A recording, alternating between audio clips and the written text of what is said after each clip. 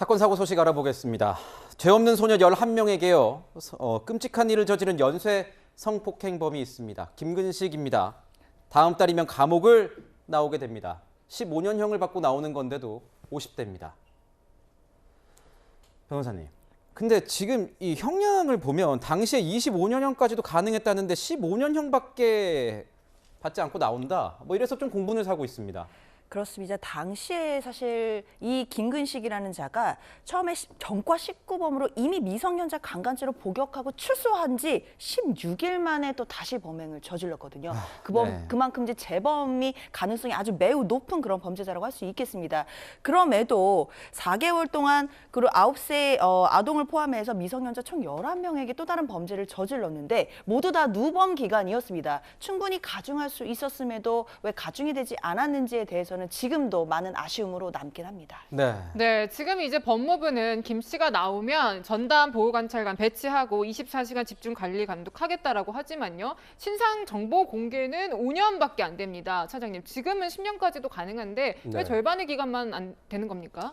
그러니까 이 성범죄자 김근식이 검거돼서 재판을 받았을 때에 법을 적용하기 때문에 그렇습니다. 그 이후에 이제 강화가 됐기 때문에 지금은 이 10년 동안 공개가 되고요. 또 더더군다나 이 김근식의 경우에는 이 누구에게나 이제 누구나 열람할 수 있는 이 공개권은 있지만 그 김근식이 거주하고 있는 주민들에게 이 우편이나 아니면 그 문자 메시지를 통해서 고지를 해주는 그러니까 이런 사람이 주변에 거주하게 되니 조심하십시오. 이렇게 적극적 고지 대상자는 또 아닙니다. 그렇기 때문에 아마 이제 이 김근식이 출소한 이후에 살게 될 지역 인근 주민들은 상당히 좀 큰 불안감을 좀 느낄 것으로 보입니다. 전자발찌를 아무리 찬다고 해도 요즘에 그 사건 사고 소식 보면 전자발찌 끊고 도주하는 범인들 굉장히 많지 않습니까?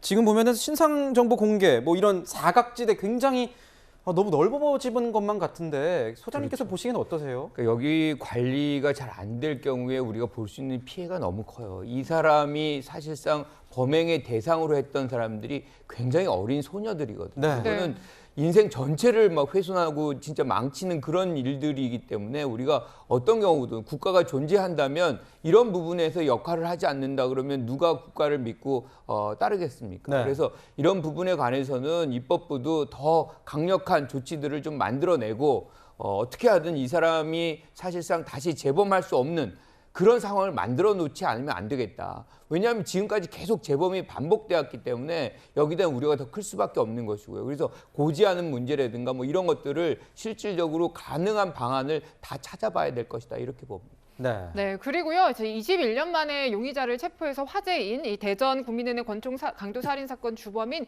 이승만이 지금 이 과정 속에서요, 사장님, 추가 범행 진술까지도 했다라고 하던데 이거는 또 어떤 사건입니까? 이게 굉장히 오래된 사건입니다. 2001년에 있었던 사건인데 당시 잡혔던 게 주범이 그 즈음에 있었던 새로운 사건에 대해서 이제 자백을 한 겁니다. 그러니까 다른 은행 강도 사건도 자신이 했다라고 이제 자백을 함으로써 이제 이 진상이 좀 밝혀지고 있는데요. 그러니까 이때 문제가 됐던 게 뭐냐면 권총을 사용해서 은행 강도를 했기 때문에 상당히 좀 이렇게 중범죄로 좀 처벌이 됐는데 그 인근에 있었던 이 현금 수동차 도난 사건 범행도 자신이 했다라고 이제 진술했기 때문에 아마 이 미궁에 빠졌던 사건에 대한 어떤 실체적 진실이 다시 좀 재조명이 될 것으로 보입니다. 근데 지금 이제 얘기가 나오는 게 호송 그 당시에 이제 다시 한번 이제 그 4억 원대 있는 돈을 훔쳐서 이제 달아났는데 이승만이 얘기하는 게 열쇠를 눈으로 보고 기억을 했다는 거예요. 저는 어제 이 뉴스를 보고도 좀 믿기지가 않았는데 지금도 신빙성이 다소 또 떨어진다고 저는 생각하고 있습니다. 위원님께서도 이제 저희 취재 기간은 오래 되시니까 이게 어떻게 보십니까? 이게 지금 신빙성이 있다고 보십니까? 글쎄 믿기가 어렵죠. 맥가이버도 이 정도는 못할 것 같은데 그래서 왜 그럴까 궁금해 한번 제가 생각을 해보니까 이럴 수는 있을 것 같아요. 지금 이제 범행을 자백을 하고 다른 사건도 자기가 저질렀다고 자백을 하지 않습니까? 그러면서 슬쩍 이제 믿기 힘든 자백도 집어넣었는데 지금은 이제 수사 과정이잖아요. 만약에 재판에 가서 그거 사실 아니다. 내가 어떻게 눈으로 보고 열쇠를 만드냐 이렇게 진술을 번복해버리면은 재판 과정이 굉장히 혼란스러워지고 그러면 범인에 대한 처벌이 굉장히 어지러워지는 그런 상황이 되지 않겠습니까?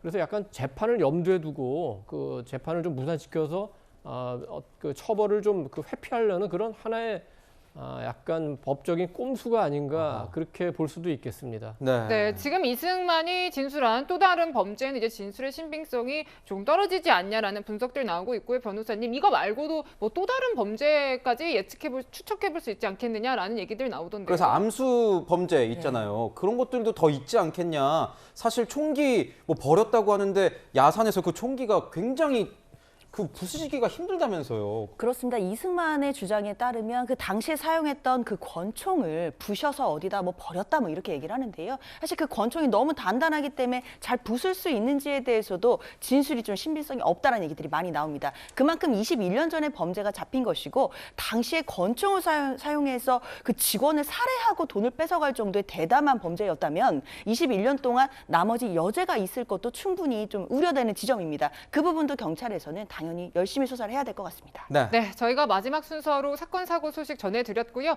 네 분 말씀은 여기서 마무리하도록 하겠습니다. 감사합니다.